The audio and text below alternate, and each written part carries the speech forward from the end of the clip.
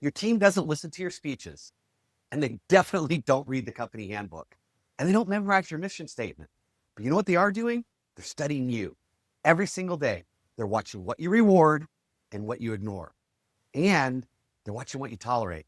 Those three things, not what you say, are telling your team exactly what the culture is in your store. And here's what's terrifying: they've already figured it out. The only person who may not know what your culture actually is you. Yesterday, I showed you that culture is what happens when you leave the room, right? When you're gone, what happens? Today, I'm going to show you the three signals that are building that culture every single day, whether you design them or not. They're what's building your culture. 7 minutes, one truth, one execution move. If you're a leader who's tired of repeating yourself, struggling to get the culture that you want, and getting a group of people that know how to execute on demand, then I got to tell you, you're in the right place. I'm Chris Hunsaker, and this is the Dealership War Room. This isn't motivation. This isn't theory. This is a daily leadership briefing for people who actually have to produce results in the arena, at work, and at home. You're in the war room, so let's go. Signal number one is what gets rewarded. Whatever it is that you celebrate, your team produces more of. That's not opinion. That is straight up behavioral psychology, going all the way back to B.F. Skinner. Reinforced behavior repeats. So look at what you're actually reinforcing in your store right now. Are you celebrating the advisor who stayed 20 minutes after close to make sure that a customer actually understood their repair and felt seen and heard? Or are you just celebrating the one who sold the most hours but has an obnoxious attitude? Are you recognizing the salesperson who built such rapport with the customer that they actually sent a referral? Or are you only recognizing the one who hit the highest units count? See, both matter, but if you only reward output, you're telling the team that how you get there doesn't matter. And they'll take that message to its logical end. They'll cut corners, they'll push too hard, they'll sacrifice the customer experience, all for the number, because you taught them that that's what they're supposed to do. Not with your words, with your rewards. And here's where positive psychology gives us an amazing framework. Barbara Friedrichsen at the University of North Carolina developed what she calls the broaden and build theory.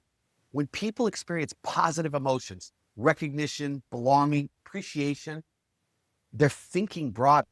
They become more creative. They're more collaborative. They're more resilient. And over time, those broadened moments build durable resources, better relationships, deeper trust, higher performance, everything that you want. What you reward doesn't just enforce behavior, it broadens your team's capacity to perform. So the question isn't, am I rewarding enough? It's, am I rewarding the right things? Because whatever you reward, you're building your team's identity around that reward. Make sure it's the identity you actually want. Be intentional, be on purpose. Signal number two is what gets ignored. This one is quiet, but it's deadly because everything you ignore, your team interprets as acceptable. The advisor who's 5 minutes late for the morning meeting for 3 weeks. If you haven't said anything, you just set a new standard.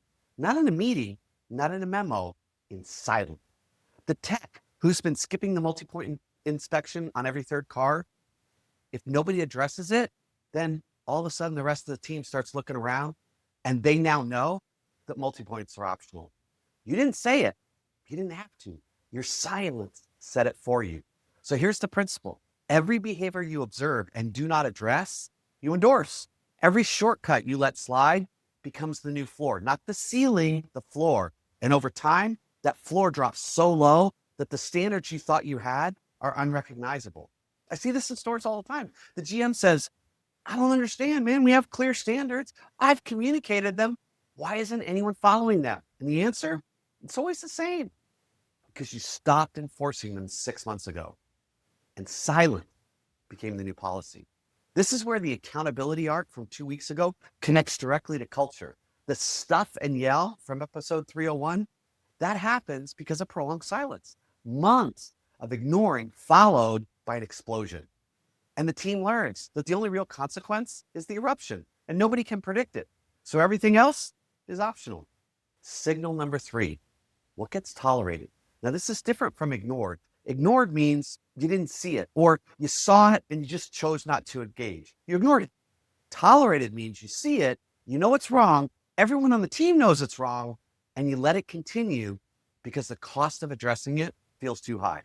This is the high performer from episode 305, the 20-car sales guy who disrespects the BDC, the service writer with the best numbers who treats the porters like they're invisible, the manager who produces results but leaves emotional wreckage in every conversation. Everyone sees it. Everyone knows it violates the value on the poster in the break room, and everyone is watching to see if you really do anything about it. And when you don't, here's what your team hears. Performance is more important than people. And every value you've ever stated, integrity, respect, teamwork, dies in that moment. Not because you said they didn't matter, because you showed it.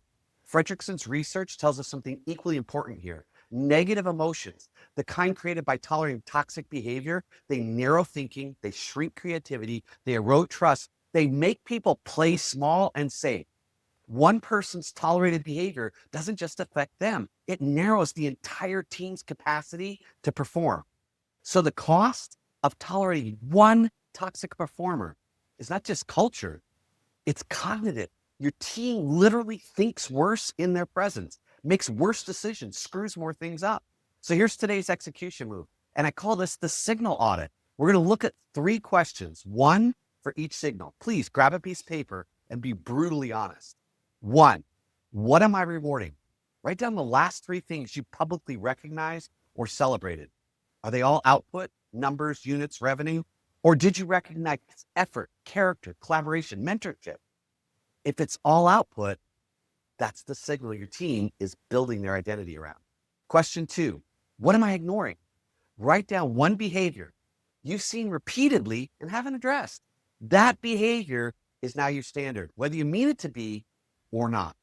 Question 3, what am I tolerating? Write down the name of the person whose behavior everyone knows all about and you haven't confronted.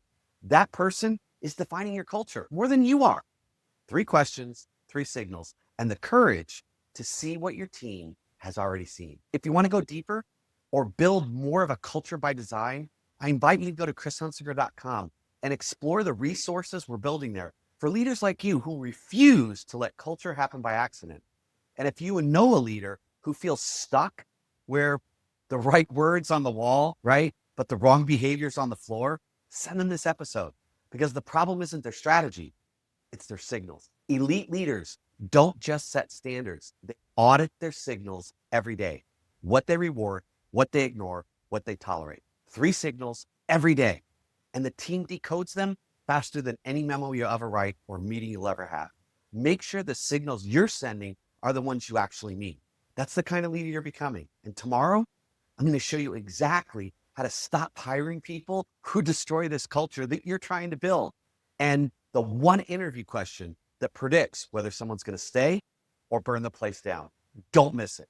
Go out today, create some leadership fire, and I'll see you tomorrow in the Dealership War Room.